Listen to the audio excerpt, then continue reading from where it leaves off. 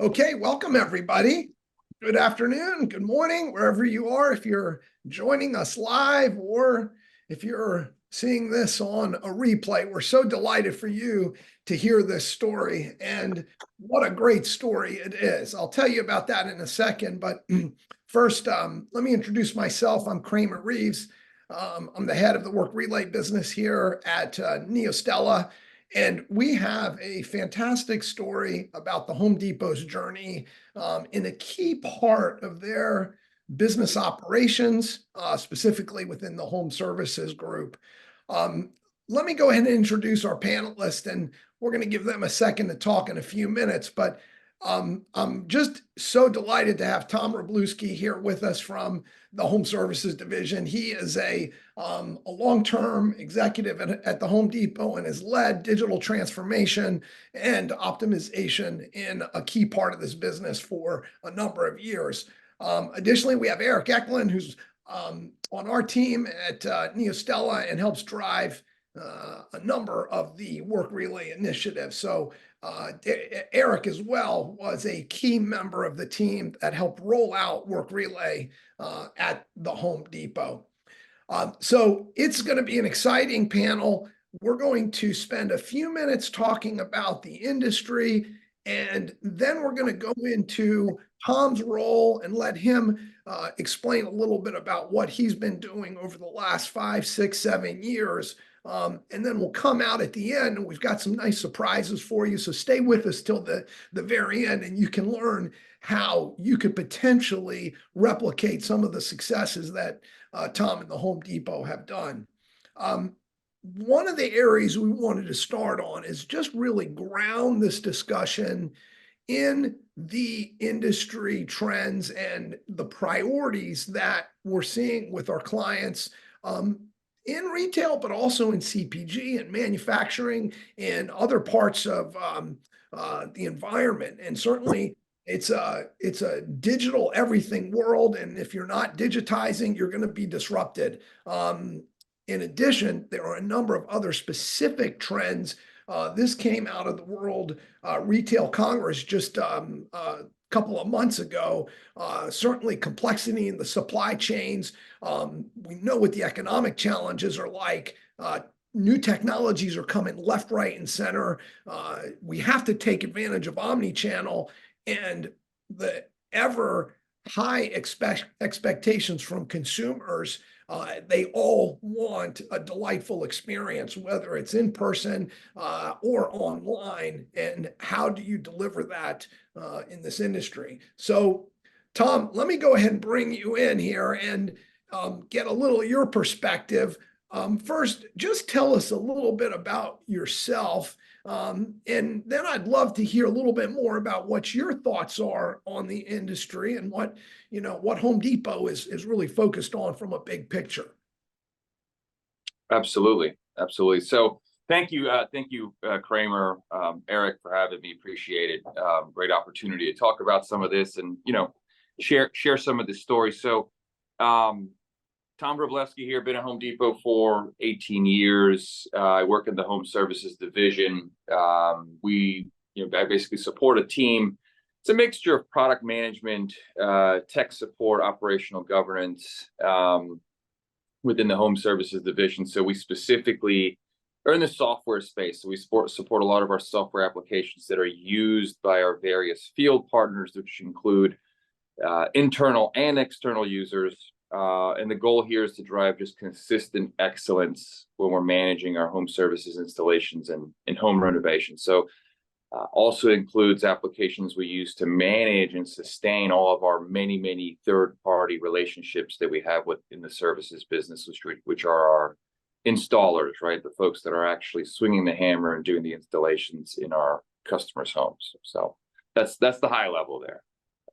Well, good. And before we dive in, I just, it'll show up maybe here, but I've got my Home Depot my Home Depot magazine here. I was just in the kitchen remodeling section a couple days ago at my local Home Depot. I got to meet with Marsha Blinkhorn. She's a kitchen and countertop designer. It was a great discussion, and it's an example of where I think a lot of folks in that are listening may not realize how broad the services business is for Home Depot. I think all of us understand we can buy maybe a new grill or some screwdrivers or that very specific part.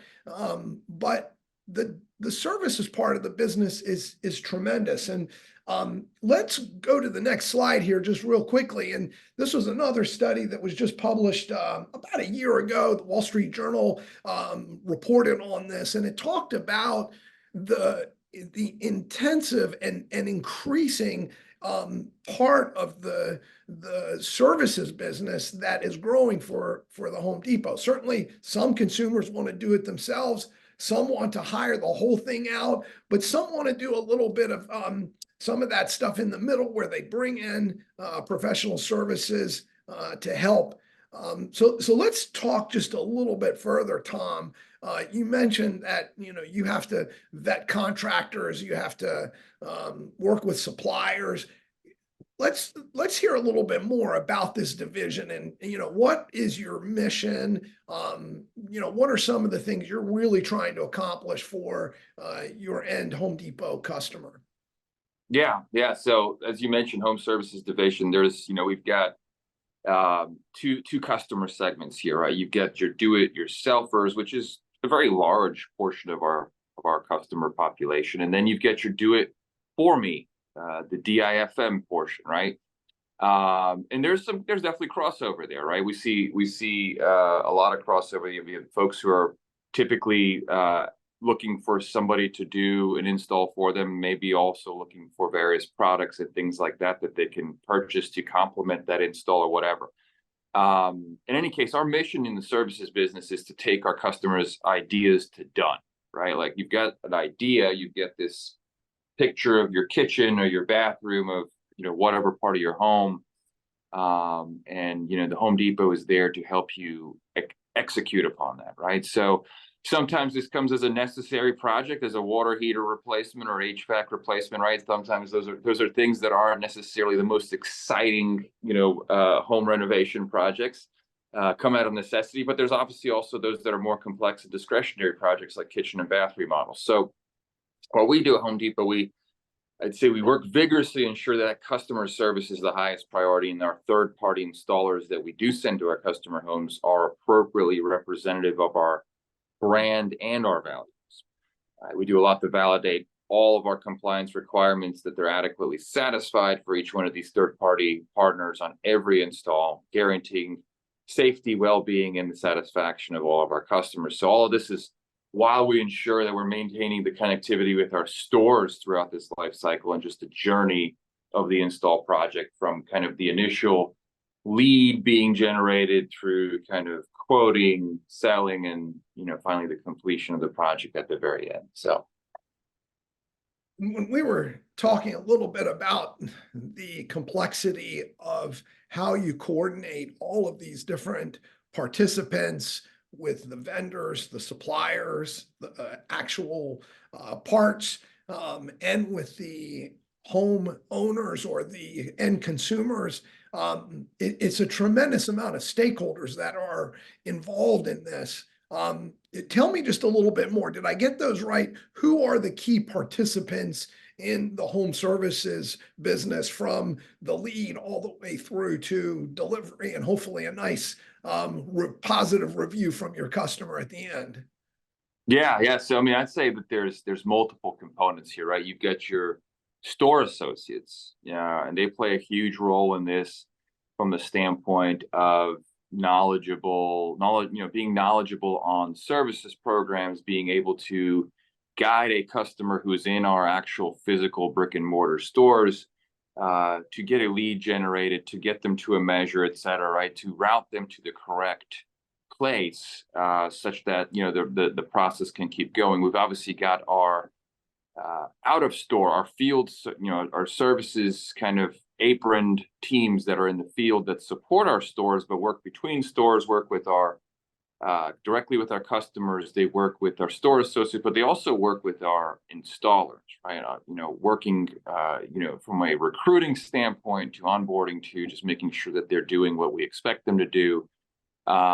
We have our installers, as I mentioned here too, right? So we've got thousands of installers that work for us as partners in the services business across many different programs that we do installs for. And then you've got your corporate support teams, right? You've got folks like me and the teams that I support. You've got compliance and onboarding and merchandising and sourcing and just general operations, right? Just to name a few. So it's a pretty large web, I think, when you take all of those components into it. Yeah, tremendous amount of complexity, but with that complexity, if you can manage it, you can deliver some incredible services, and you can be responsive and efficient with your customers. So that's great. It's great to hear a little bit about the participants. Let's just pivot a little bit to the systems. There's a lot of technology that the Home Depot has embraced. We're in the midst of digital transformation around the world. Companies are digitizing anything that can be digitized. Talk a little bit about your environment. What type of systems do you all use to help you coordinate and manage this type of environment? Yeah, it's quite a bit, as you mentioned. And there's a lot of interdependencies between a lot of these systems or applications, platforms, et cetera, right? So, I'd say start off, just at a high level. I'm not going to be able to touch on all of them, right? But when you think about the major groupings of the categories, we've got workflow management tools that we use to maintain and foster our installer relationships, right? As I mentioned a few times now, we have a very, very robust network of installers, third-party partners that we work with in the home services business. And managing all of these players, these partners in our network is important, right? Making sure we onboard them to, as we expand them, maintain them, curate those relationships. If there's requirements that are needed from a compliance standpoint, making sure that those are satisfied on time. So that's a big piece, is that kind of the administrative layer, right? But then when you get into kind of the transactional component, right? We've got various CRM applications that help us engage with our customers, from a lead generation standpoint to kind of like, hey, we know we have an interested customer out there. How do we, make sure that we go after that customer, make sure that we contact and engage with them. We've got our various tools that we use while we're in home, whether it's, selling tools, configurators, quoting tools, various transactional applications. We've got tools that we can measure, to obviously help with our calculation of what needs to be ordered. We've got ERP, order management, scheduling, digital documents, tools that help us with that kind of, with those pieces. And I'd say that, one thing that I haven't mentioned at all, but it's probably one of the largest tools that we have, is our homedepot.com website, right? I mean, that is huge for us. That is a huge place to generate interest, leads, schedule measures, many things like that our customers and associates can leverage to kind of get into the installation or renovation journey. Yeah, great to hear, and a great point to remind folks about your own website and the importance of that from a business operations and digital transformation challenge, working closely with all of these other systems and processes. Absolutely critical. One that you mentioned, CRM. Let's just talk a little bit about Salesforce, and I'd like to bring Eric in here as a Salesforce expert. You've worked on quite a few Salesforce deployments, both with Work Relay and Salesforce specific. Let's just talk a little bit about how you see Salesforce participating in these kind of environments. And maybe, Eric, you could then talk a little bit about Work Relay, and then we'll come back to Tom to talk about his particular situation and how Work Relay was brought in to help with his business operation. Sure. Yeah, no, absolutely. Thanks, Kramer. When we first engaged with the Home Depot, boy, 7 or so years ago, their story and their goals were not dissimilar from a lot of the folks that we had worked with, right? We know that there are a number of systems playing a number of different critical functions, and somehow we need to be able to coordinate all of that, right? And so I would say the one thing that did help a ton, that was different, is that Home Depot had everything very well documented for us to try to take a look at and try to help as far as not just the business process flows and the business process mappings, but also the different systems and where they're coming into play, why they're coming into play, right? So that we could better understand the ecosystem that we're stepping into in order to best help, right? As a Salesforce ISV and in a past life as a Salesforce system implementer, we know that there are, again, a lot of systems in play, but some of them have to be there for different reasons. Some legacy systems, some for regulatory purposes. And so it's not always possible to swap everything onto a single platform. Sometimes you need to make them talk together. And so, that's always our first mission as we step in, is to really understand what's in play and why it's in play and where the boundaries are and where we can be a little bit more flexible. And, the Home Depot story was very similar to that. Obviously on a very grand scale, right, as we consider the entire customer base. But yeah, really, really helpful for us to be able to step in and understand those goals a little bit better. And then once we understand the systems that are talking to one another, we can better understand the processes that go along top of that, right? Again, much like there are many systems, there are many stakeholders and many key parties that have to perform different functions. And so for us, it's helping, having Home Depot help us understand, who is doing what actions, whether that's a person or a system. And then better to help us understand the why, so that we can ask some more pointed questions and say, okay, we understand, how things are being done. We understand why they're being done.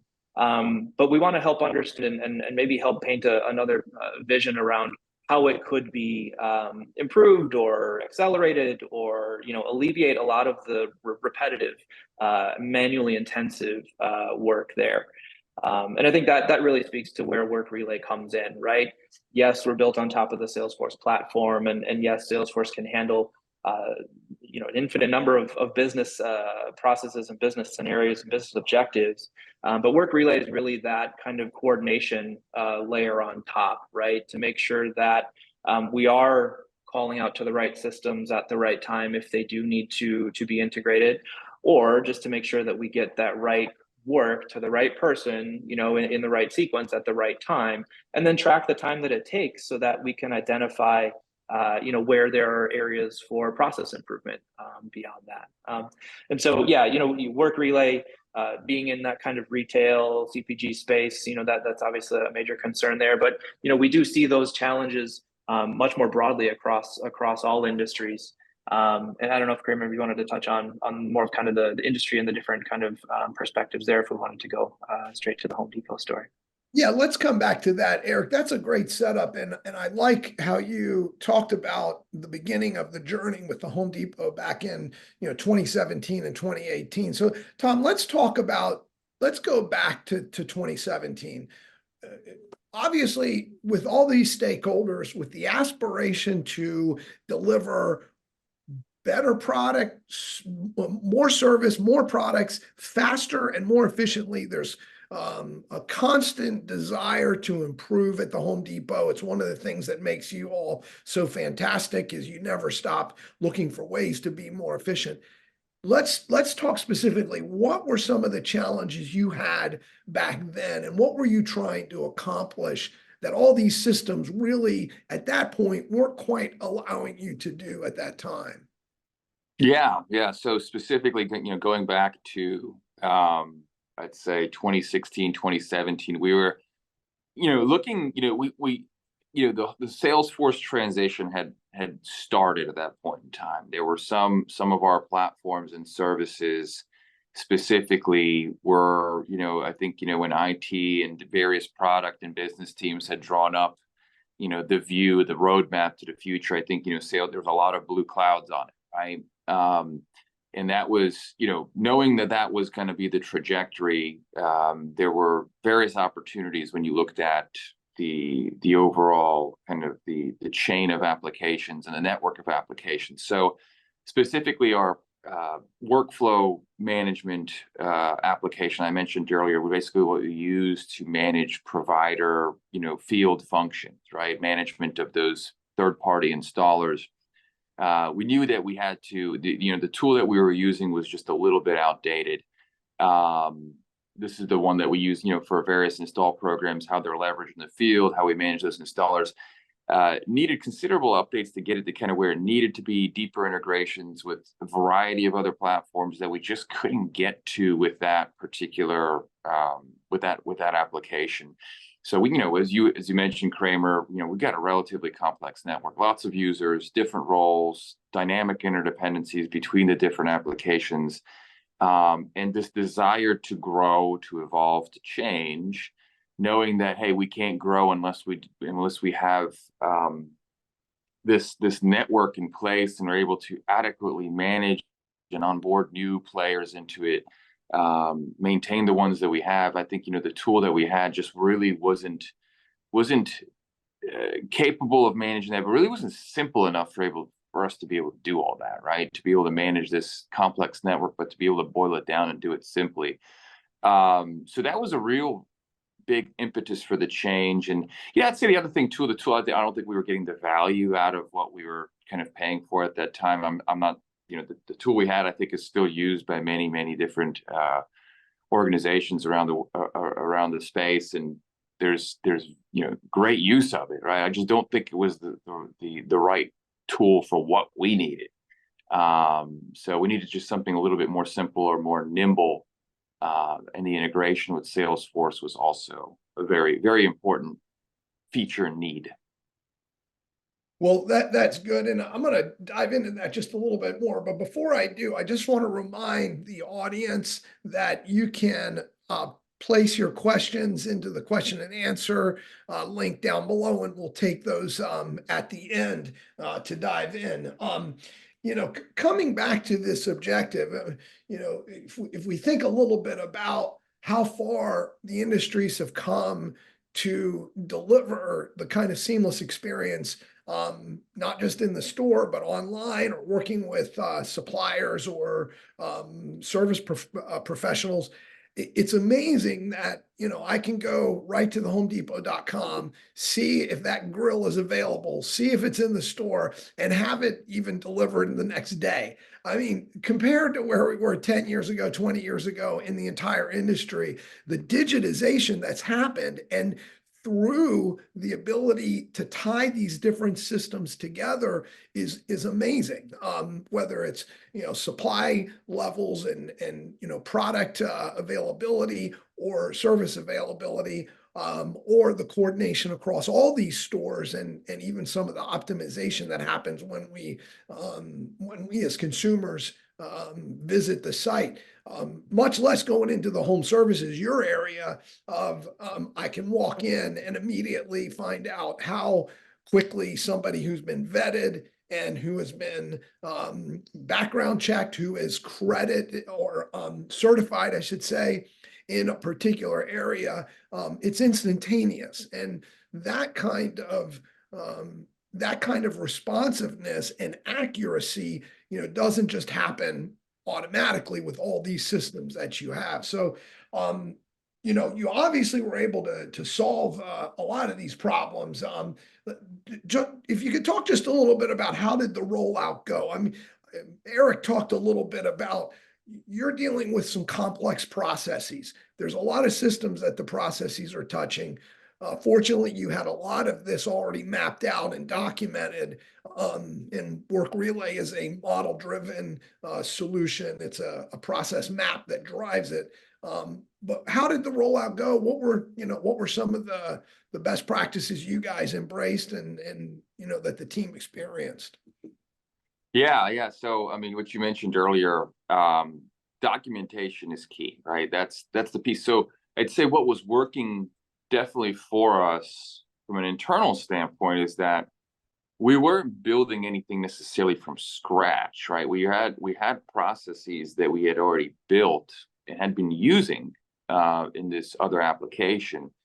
There was some tweaking as we migrated and moved over to Salesforce and Work Relay. There was definitely some modifications there, but we kept, the majority we had documented already in one form or fashion, whether on paper or in within the tool itself, right? So that was good, right? I'd say, the other piece too, when it comes to the implementation, the rollout, I've been here for 18 years, right? And I would say seldom does a technology, large process kind of change go smooth, right? All the way through, right? That it's easy, that it's not, that there's never any kind of hiccups along the way. And I've been through quite a few of these in various roles over the last years. There's always something new to learn, right? With each one. One thing does remain common across these. Never underestimate the gravity, of a technology or process change that's going to be delivered to a large group of users. So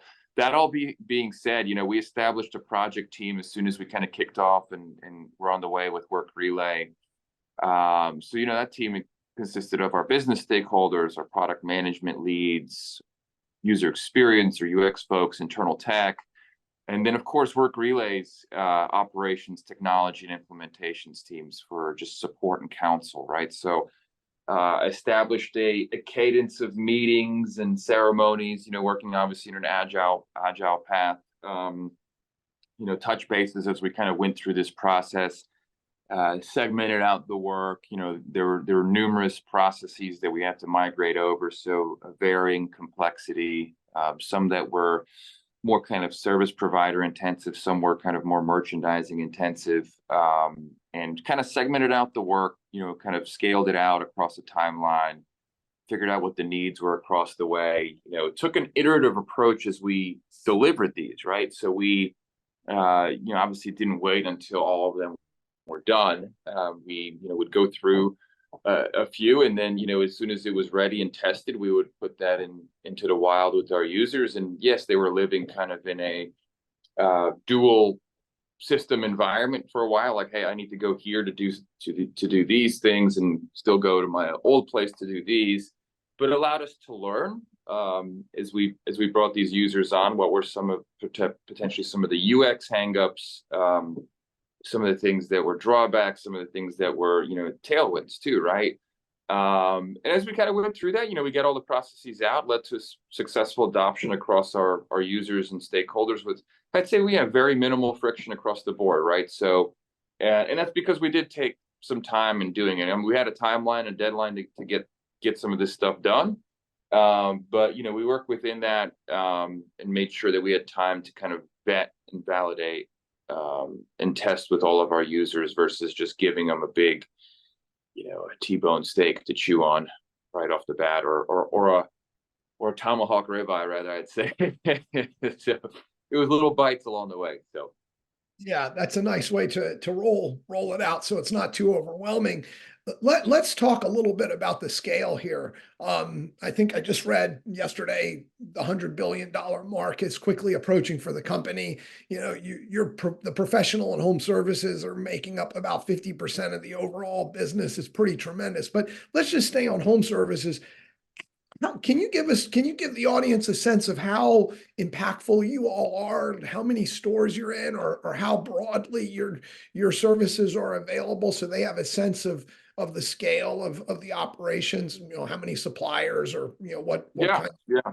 So we operate, Home Depot USA, just over 2,000 stores across all 50 states, right? I can't remember the exact count, but it's, I think between Canada, Mexico, and some operations in the Caribbean islands, I think we've got about 2,300 stores. So majority of that is in the continental U.S. But from an installation standpoint, we've got, I want to say it's about 33 different installation programs that we support, that are driven from, our stores or our services online pages on hd.com. That's where customers can obviously do research, submit leads, schedule measures, submit, to get contacted about a measure. And Tom, if I can interrupt you, would like a kitchen remodel be a kind of one service? Is that an example? Maybe. Yeah, kitchens is one, right? Kitchens is one, bath is another, right? And then within each one, right, there's different things within kitchens, right? I mean, you obviously have countertops, you've got the cabinetry, flooring is another program, right? Regardless of where flooring is, I mean, you've got hard and soft flooring types. Windows, you've got, water treatment, water heaters, HVAC, sheds, fencing. We even have a artificial turf program. So there's a variety of those, right, across the business, across all of our different departments that we have in the store. Like I'd say, as you walk through the stores, you've got your lumber, you've got your outdoor, garden, you've got electrical. Like I'd say typically each of those departments, some have some more than others, but they typically have some sort of associated installation program with each of those product departments in the store. And as far as our installer base, I mean, yeah, we've got, I can't remember the latest count, but we've got several thousand, installers that work in partnership with us in their local areas, and ranging from those that handle business in a very, very local area, maybe working out of kind of in partnership with one or two stores, to those that are multi-state, partners, very, very large businesses. So. Yeah. And your job, your team, one of your roles is to make sure they're vetted, to make sure there's background checks, to make sure they're certified with the jobs they're doing and the products you're selling, so that your customers can feel comfortable letting these people come in their home and do their. Making sure they're representing the brand and the values of our company, right? So I mean, a lot of these partners that we've had for many, in some case decades, they've been partners with Home Depot, and their companies have grown as a result of the partnership, right? So, and of course, partnering with us is not necessarily an exclusive deal, right? They have their own businesses too. Some predominantly work with Home Depot. Some Home Depot is a smaller portion, right? So it just depends. I mean, that's that they have that flexibility there.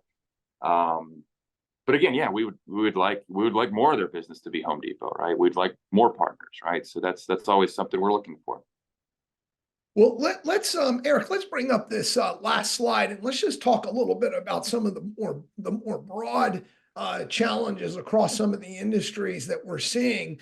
Today, we talked more specifically about the vendor management and within the digitization of the retail industry. But there's lots of these kinds of processes that we're seeing in other industries. And Eric, I'd like you to maybe talk a little bit about what you're seeing, so the audience kind of understands some of these other areas, not just in retail, but in financial services and within the tech space itself, within CPG. Digitization, if it can be digitized, it will be digitized. Eric, what are you seeing? And maybe if you wanted to piggyback on what Tom was saying with your experience in working at the Home Depot, we can pivot into some of the future opportunities here with other clients. Yeah, certainly. I think these kind of broad terms kind of become acts in different ways across those industries, right? And so, we were talking about that vendor management and that vetting process specifically for the Home Depot, and in some cases that looks a little bit different, right?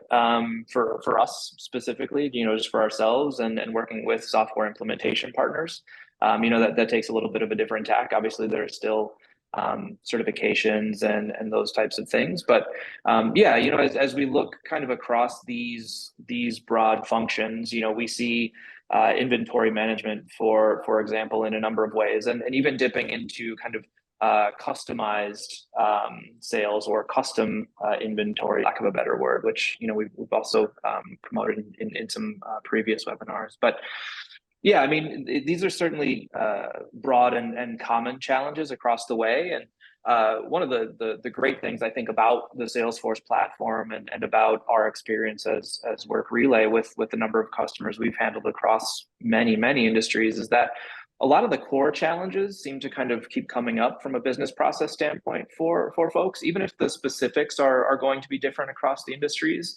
We're able to identify those commonalities and really just try to build off of what we've learned, whether it's something we've learned from Home Depot or something that we've learned from another customer that we can apply to Home Depot, for instance. It kind of just keeps feeding itself, which is great. And so again, the specifics are crucial for making sure that the needs are being met. The work is being accelerated, that kind of thing, and the documentation, as Tom mentioned again, is vital for us to make sure that we understand the nuance and really understand again the why behind what we're seeing in these challenges, and just trying to identify those pinch points so we can try to apply some of our knowledge there and take it to new heights. Yeah, if we look at some of these type of operations, they all exhibit a set of common traits. And this is where Work Relay really shines. They're all in one way or the other complex. That means there's lots of participants, there's lots of systems, there's lots of different steps and approvals and lots of data involved as well. But a lot of these also are time critical in nature. And one of the ways that we have really differentiated in our product is to add the element of time measurement into the most granular set of steps that are being executed within particular operations. And of course, if it's an important process, the third characteristic here is that they are repetitive. So to scale, we need processes, and by definition, those are repetitive types of operations. So, Tom, not to put you on the spot, but does this resonate just in a higher level with what you're seeing at the Home Depot?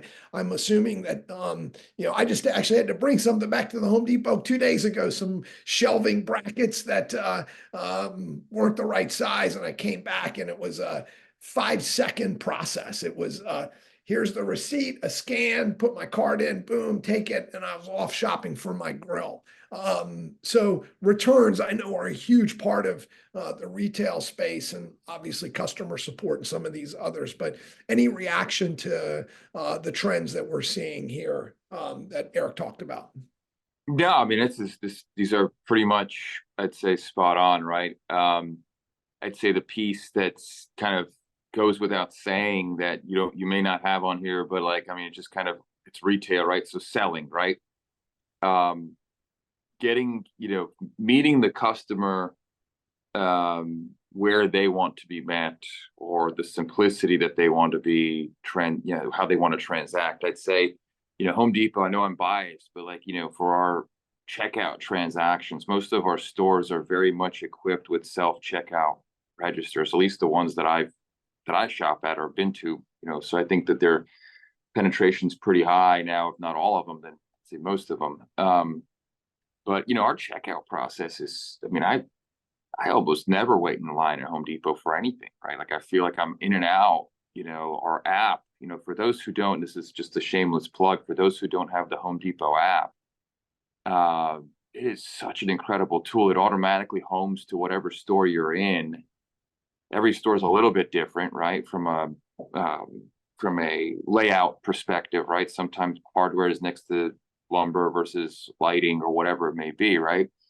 But if you just type in whatever you're looking for, you type in filter or saw,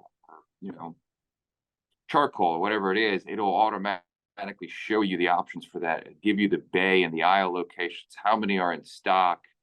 And if for some reason there aren't any, you could look at neighboring stores and see, oh, well, this one's only 5 miles down the road or whatever. I could get there. 10 pieces or whatever, right? So it is an incredible app that I wish I had for more retailers that I shop at, just to make things a little bit easier to find. Like, but my wife sends me to grocery store to go pick up a few things. Sometimes I'm wandering around for a bit. Just can't find it easily. So I'd say yes, those do resonate. Inventory management's another big one. Being able to control that and just making sure that you have what the customer needs at the time that they are looking for, right? And in services, that's a big piece, right? I mean, being able to have installers at the ready, in our markets, to be able to execute and complete those projects that the customers are looking to get done in their homes, right? That's a big piece, and that kind of comes back to what we were talking about, is like just making sure that we can quickly and simply and easily manage and onboard installers, so that you go through the compliance process, which can be onerous at times, working with jurisdictions and paperwork and this and that, but trying to take out as much friction out of that process so you can bring people into the network and be in stock, right? Be in stock for our customers when they're ready to go with that purchase. So. Well, that's great. And I'm glad you mentioned the sales point as well. And given the importance of working with Salesforce data within the Home Depot, and from the moment that lead comes into your system, talk a little bit about how critical it is to work with Salesforce data in order to expand and drive further growth in sales for you guys in home services. Yeah, I mean, I think the biggest piece is speed, right? Customers are looking for speed. When you get a customer that's looking at a home improvement project, these are higher ticket projects, higher ticket, carts, if you will, right? Like, this is not a hammer or a grill or whatever. You're looking at something that's typically going to cost that customer several $1,000s, right? Because it's a part of their home, it's a new addition, it's a replacement of something, et cetera, right? So most customers are shopping multiple places, right? They're looking at Home Depot. A lot of times they'll start at Home Depot as they're kind of like, all right, let me get an idea of kind of what the cost is, what does Home Depot carry as kind of the standard, and then they'll start looking around at some other options as well, just to price shop it. So I'd say from what Salesforce helps us with is like, hey, the acquisition of that lead, once it's in our network and our ecosystem, to be able to quickly react to that and take that customer off the market is key, right? And listen, we do that very well. Sometimes there's times where we have an opportunity to do that better, right? But I think that's the biggest piece there, is that having that data, being able to send that data to where it needs to go, to the people that it needs to go to, and then being able to understand, has this opportunity been actioned on in a timely manner? Is it within our SLA? Versus exceeding that, and then what do we need to do to get more of them into our SLA? So, yeah, good. Well, another question just came in, and it wouldn't be a technology webcast if we didn't have something on artificial intelligence. So here's the question, Tom. I'll come back to you, but Eric, let me actually ask you this question. The question is more about how is Home Depot exploring the use of artificial intelligence. But Eric, why don't you start with how is Work Relay embracing the potential for artificial intelligence? What are we doing? And you and I know the answer to that, but I think the audience would appreciate all the work that's going in there. Yeah, absolutely. And one of the key things that Tom was just mentioning there was that data, right? In order to affect speed. And really, one of the things that we are looking to continue to grow and build out in our Work Relay platform is really leveraging all of that data that's being collected about the process itself and the process execution kind of behind the scenes. So Home Depot's obviously got a number of these business processes functioning on Work Relay within Salesforce. There's a lot of that kind of process transactional data under the hood that we can start to leverage and start to calculate and start to predict based on, right? So we're working very closely with our internal, machine learning teams, working with those models and trying to figure out how we can best be predictive, be prescriptive, right, for users of Work Relay to try to get ahead so that they're not stuck in the bottlenecks, but try to identify where those bottlenecks might occur so that you can start to balance before you even get there. So yeah, again, just kind of trying to leverage all of that data that does live within that Salesforce org, for instance. Try to calculate that, try to predict a little bit, try to look at the staffing levels up and down. Again, maybe things are seasonal, right? Tom, we know they're the big holiday displays and inflatables and lights and everything that go up at certain times of the year, and then they come down, and then it's spring, and then it's planting season, that kind of thing. So how can we try to identify those trends in the data from the process transactional perspective, so that we can help the user, the customer, or the admin, whatever the term may be, to identify those and get ahead of them, so that those bottlenecks don't occur. Yeah, Tom, are you guys seeing sort of the same thing with these advanced analytics, the need to certainly measure what's happened in the past to really have a degree of predictability in the future? What are your thoughts on that? And what are some of the priorities for you with this data? Yeah, I'd say that's a big piece. I mean, I'd say, as a whole, I mean, it's not as kind of an area that I'm super involved in, but I'd say as a whole, from the company standpoint, when you look at data, you look at trying to anticipate trends, or just or correlating past activity with future demand, right? So hey, I've got these customers that in the past have purchased X, Y, and Z from us. Hey, in the past you've purchased maybe this type of installation or this type of product. Well, you know what, maybe if we saw that you bought countertops. Well, maybe there's a backsplash in there, right? Maybe there's a need for cabinet replacement or whatever it may be. Maybe a new appliance, right? We're doing your kitchen, right? So there's other things like that. There's categories of products that correlate with one another, right? You can always tie that bridge, and sometimes customers are just waiting, to be able to kind of figure out what they want to do with that other part of their home.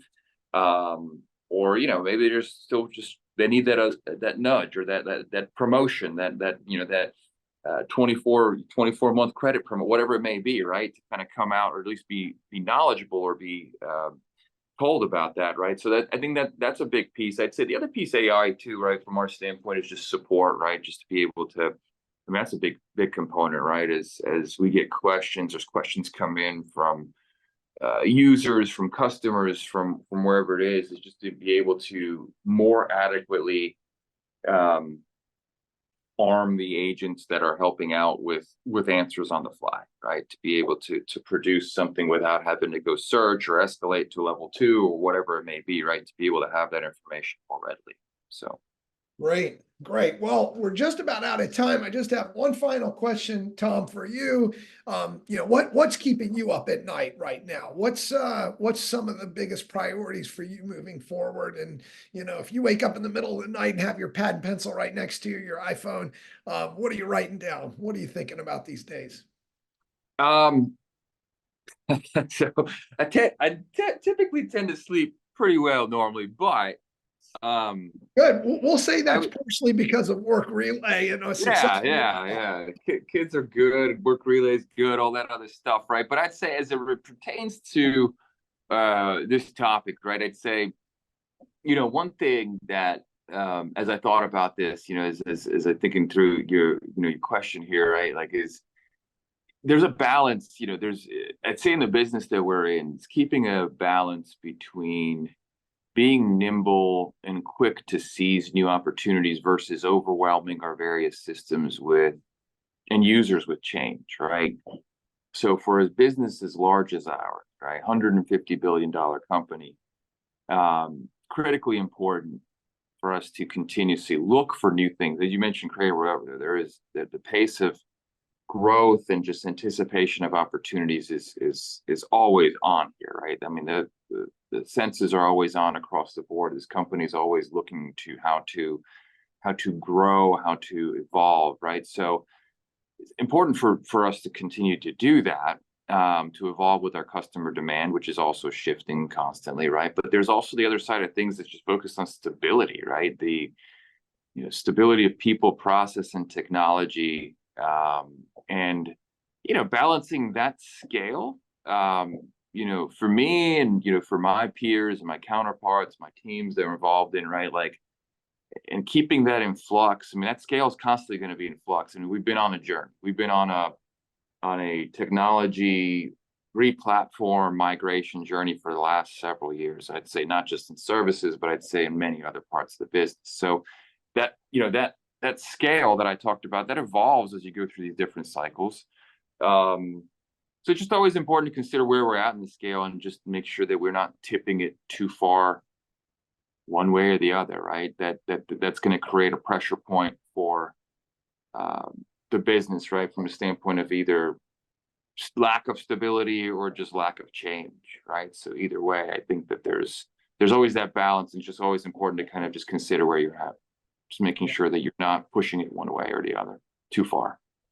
Yeah, well said. Certainly a balance of staying nimble and the right amount of change for the team. The change management aspect is huge as we evolve and take on more opportunities from the technology sector. Well, this has been fantastic, Eric. I want to go ahead and bring up our last slide here so folks can sign up for a free discovery workshop, and this is a great opportunity. What we've been able to do with some of our clients, both large and small, large clients, Fortune 100s like the Home Depot and others, but also small and medium businesses, we can come in and conduct a discovery session. And Eric, maybe I'll ask you to just speak for a second about what's the approach for the team these days? What do they do? What do customers get when they open their doors a little bit to what Work Relay and our great team? We have 300 plus experts on the Neostella team. You bring us in, we can really do some things. Why don't you talk just for a second about that? Yeah, absolutely. Like anything, we want to start with the process, right? And so, we'll want to try to identify over a quick conversation, what are some of your business critical processes? Who are the actors, or what are the actors, right? It could be a person, it could be a system. How does that process need to flow? And again, we like to understand that why beneath. So, we'll bring folks that are very savvy in not only documenting, but helping to flesh out those business processes, coupling that with more of the technological side so that we can try to quickly understand those different systems that are in play, how they might need to try to connect to one another. But really what we've seen some great benefit from is one of our more recent features, which is what we've titled a process wizard, which kind of allows us to quickly and collaboratively with customers or with folks that are interested, just lay out in more of a conversational or lay out in English what happens along the way. How long do these steps need to take? Who should be notified if things are going to take longer than they're supposed to, and as a result of that conversation, typically, within an hour or two, we're able to really kind of spec out and have Work Relay produce not just a map of that process, but an actionable, demoable kind of proof of concept for those processes. You can see how the steps would move within the process, whether those are steps that happen serially one after another, or whether those are parallel steps that need to go between different departments at the same time. So, it really starts with that conversation around the process. It starts with that conversation about, the impact that this process has on the organization and the parties between. Again, we're able to quickly not just create, but to modify together, and adjust the levels, so we can come out and show, how impactful this can be in such a short period of time. I think the final piece that we really like to show off as a result of these discovery sessions is the possibility behind the metrics of what happens once you start using a tool like Work Relay, so that you can see, where are you overloading different departments or different individuals?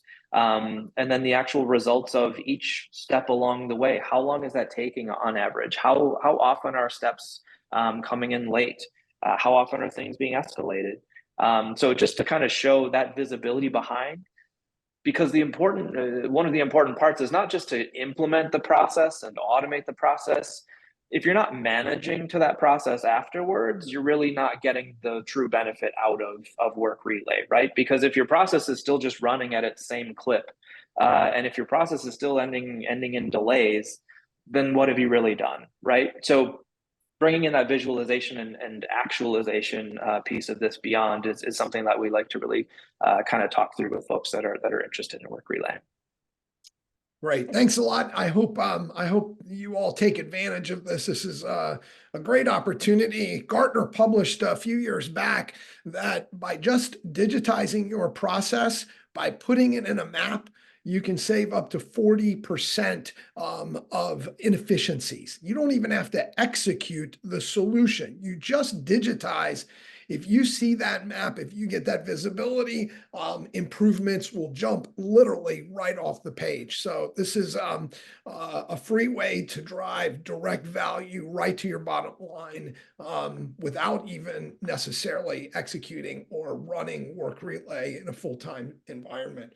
Well, Tom, let me just come back to you and thank you. And I'd be remiss not to mention your team, because I know you're the executive here, but we have also just really enjoyed working with folks like Greg and Nancy, and I know extended team members like Chris, and many others that we've touched base with over the years.